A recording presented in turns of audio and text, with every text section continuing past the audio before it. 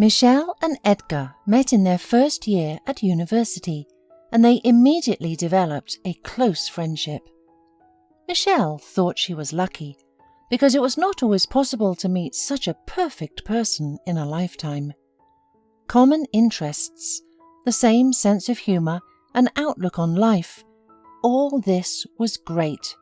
But the only thing that spoiled the perfect picture was Edgar's girlfriend.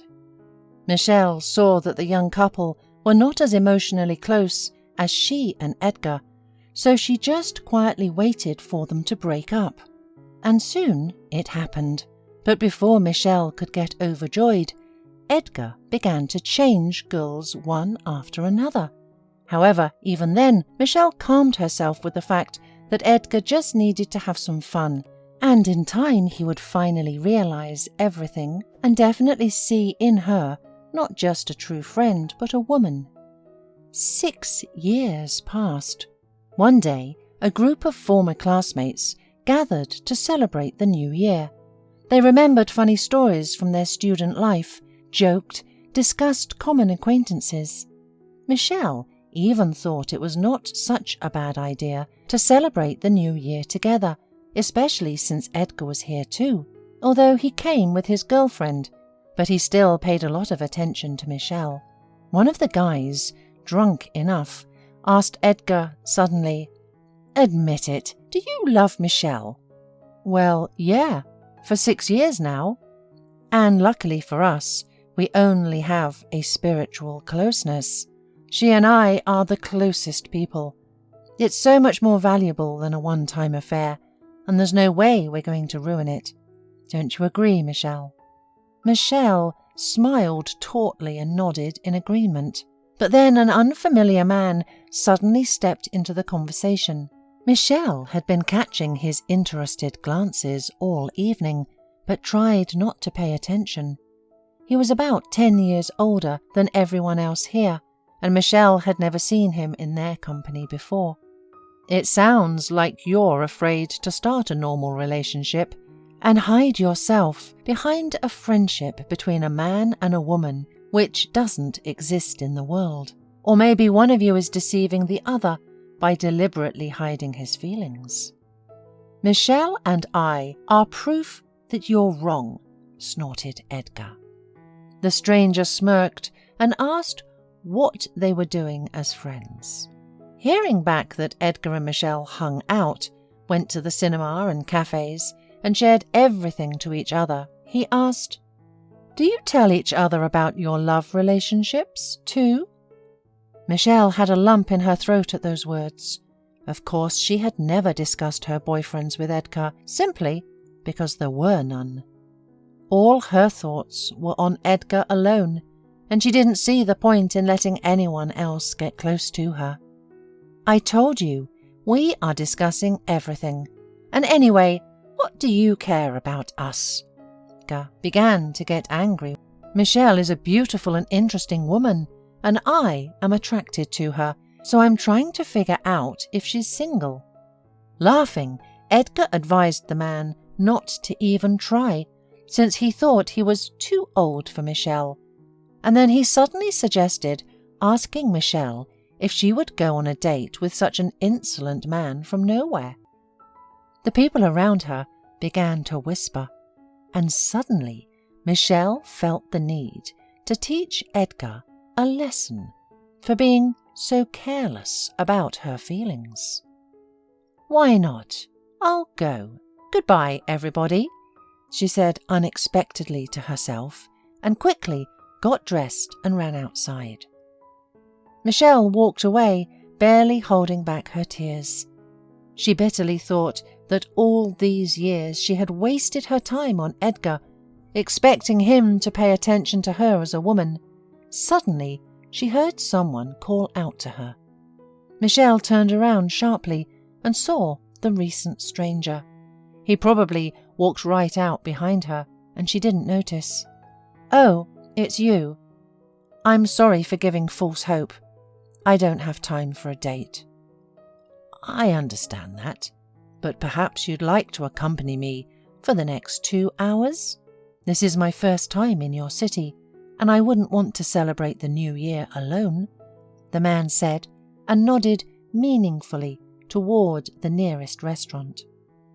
And then Michelle remembered that it was almost midnight, and she did not want to stay outside on New Year's Eve. In addition, she felt guilty that she had disrupted the man from his place, and so she agreed. Fortunately, there was a table for them right away. The man introduced himself as Brandon. He was 34 years old and had come to the city to open a branch of his company. The quiet confidence he radiated confused the woman for some reason. They talked nicely, and after the chime of the clock, they went their separate ways. Only when she was at home, Michelle remembered Edgar for the first time. She checked her phone and saw several messages from her friend. Edgar asked if the new acquaintance had done anything bad to her. He also made a few snide remarks about his age, and finally, concluding that the stranger was not at all suitable for Michelle, asked her to write as soon as she would be home. Michelle decided that if Edgar had texted, it meant he was worried, and maybe even jealous. She had already started typing a message when suddenly she noticed a notification about Edgar's new post in the social network. When Michelle opened it, she saw a picture with him passionately kissing his girlfriend. Michelle realized that now she would spend the rest of the weekend sobbing inconsolably, mourning for her unhappy love. But, fortunately for her, she could not sink into sad thoughts for long. In the morning, her boss called and asked her to go to work for an important client, and Michelle agreed with pleasure, thinking it would be a distraction. But when she saw this special client, she was greatly surprised. "Brandon, how did you find me? Don't tell me this is all accidentally." "Too bad, but it is a coincidence. I really need a professional help. I'm looking for an apartment for myself. Find me those options that you would choose for yourself." "I don't think my opinion will help you. I don't like apartments and would rather live in a suburban house." The man hummed and, after thinking for a while, demanded to see all the houses and apartments their company was selling. Michelle had never had such a demanding client before. In a few weeks they toured all the properties, and Brandon showed real business acumen, which greatly delighted Michelle. He was asking the owners many questions, revealing the problems that they didn't even know they had. Finally, he chose a cozy house in an elite suburb not far from the city. Michelle was delighted. The house was perfect, and she herself had dreamed of having such a one. After the dinner celebrating the completion of the deal, they had the conversation that Michelle had been dreading. Brandon offered to drive her home, and Michelle could not refuse him. After all, he had paid very generously for her real estate services. Parked near the entrance, the man turned to her.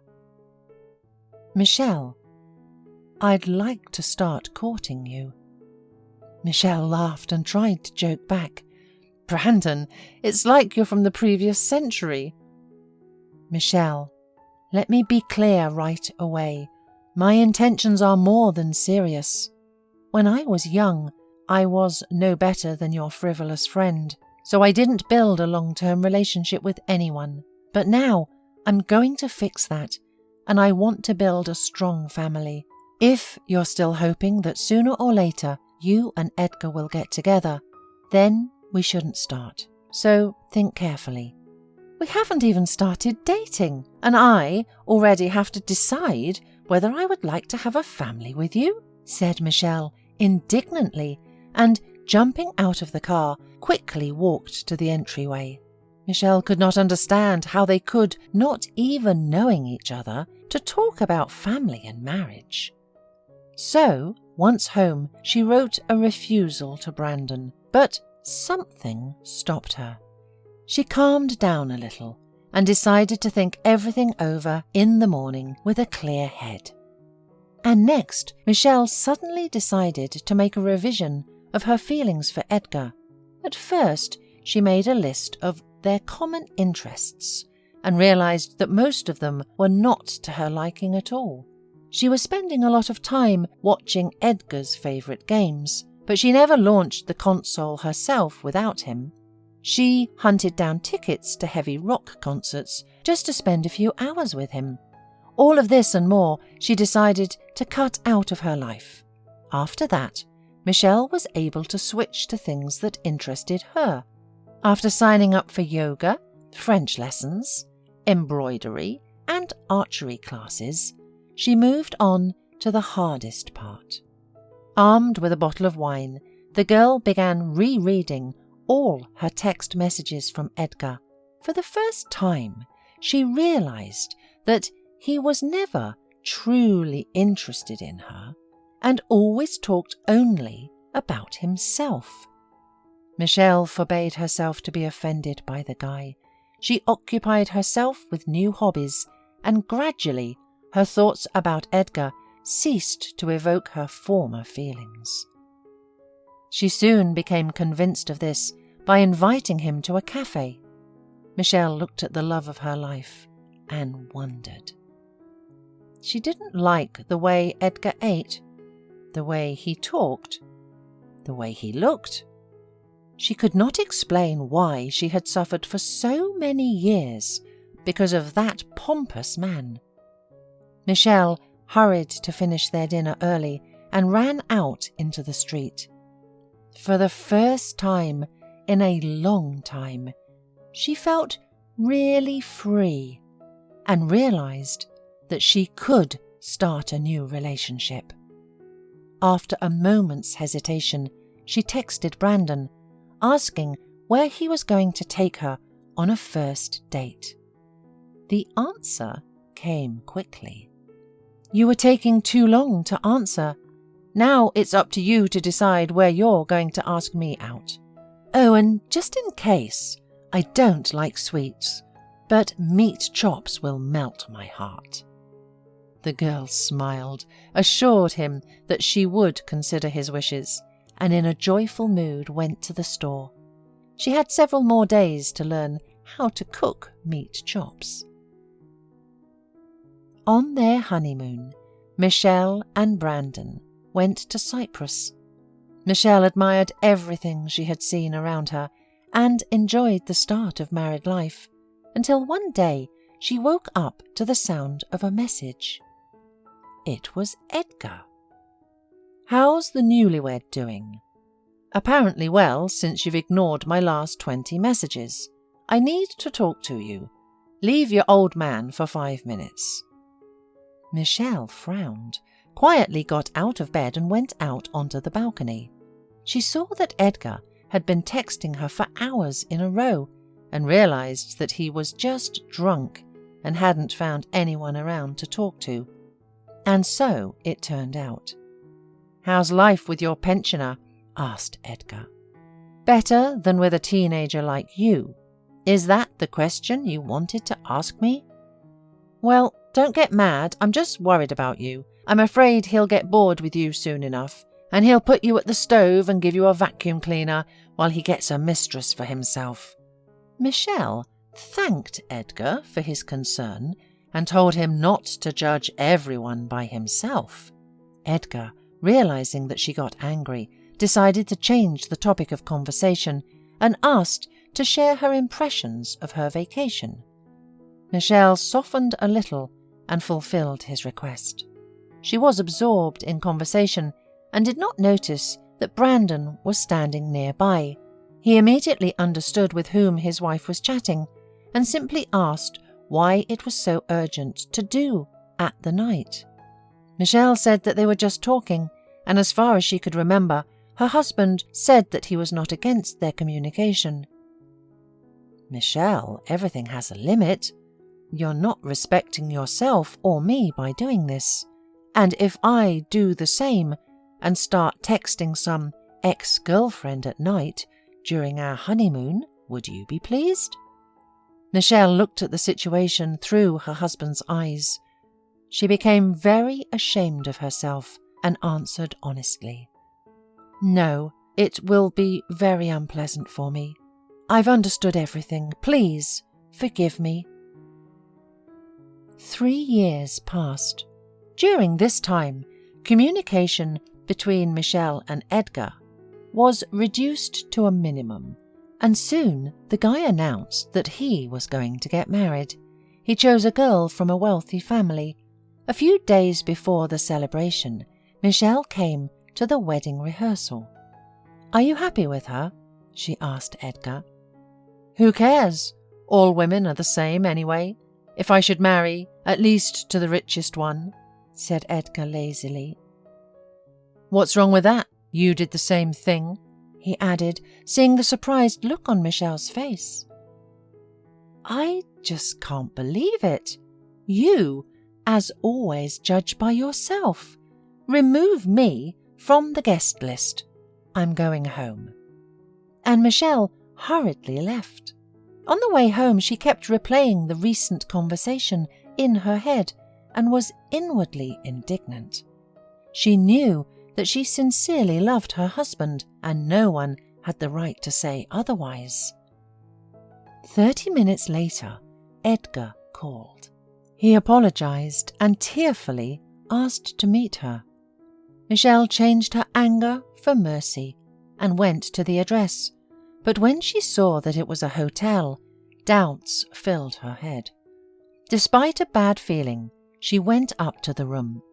Edgar opened the door and, without a word, grabbed Michelle and began to shower hot kisses on her. The woman felt dizzy, and she could hardly find the strength to push him away from her. "Why now?" she asked, almost panting. "Michelle, I've realized that I've been an idiot all this time. I love you, and I always loved you, but I didn't understand it to the end. Will you give me a chance?" Michelle urged Edgar to come to his senses. "The two of us need to calm down and think about everything. I have a daughter and a husband, and you have a fiancé waiting for you." "I don't love her. I want only you. I'll cancel the wedding and marry you." Michelle looked at the man she once loved and shook her head. "And if I refuse, will you marry her as if we never had this meeting here?" "Come on, of course. I'll call off the wedding anyway." "Really? Have you told her already? Or were you going to tell her during the ceremony?" Edgar got nervous and tried to convince Michelle that he was just in such a hurry to see her that he hadn't had time to tell his future wife everything, but he would definitely do it. "Yeah, that's so mature and in your style. Well, good luck to you. I need my family," said Michelle, and walked out of the room. She walked home and cried at the thought that because of such a miserable person, she almost made a terrible mistake. At home, Michelle did not hide anything and immediately told her husband everything. She prepared herself for his condemnation, but Brandon only smiled in response. "So, did Edgar finally confess his love for you?" "Yes, and I'm morally crushed at the thought that the man I'd loved for years turned out to really be irresponsible and rotten. Will you forgive me? If you admit that I was right about friendship between a man and a woman," Brandon said, and winked at Michelle. Michelle nodded and kissed her husband tenderly. Later, when Michelle was already asleep, Brandon reread the reports of the guards who had followed her and Edgar. He thought for a moment and instructed him to stop Edgar if he ever came near his wife again. He was glad that Michelle had made the right decision, but he didn't want to risk his marital happiness one more time. 10 years had passed, and Michelle and Edgar had never seen each other. She knew from mutual friends that almost immediately after the wedding, which he never cancelled, a terrible scandal broke out. Tired of Edgar's endless cheating, his wife filed for divorce. Michelle was glad that the story of her first love ended with only barely noticeable nostalgia.